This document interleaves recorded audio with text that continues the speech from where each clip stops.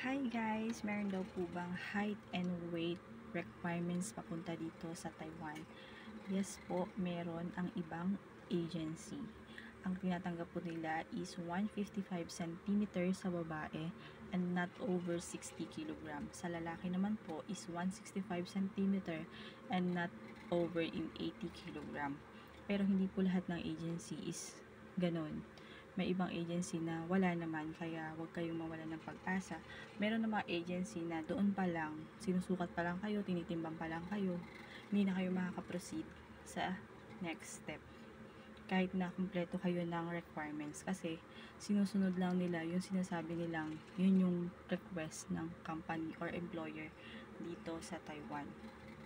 Kaya dito sa Chipmos, may maliit, may payat, may matangkad.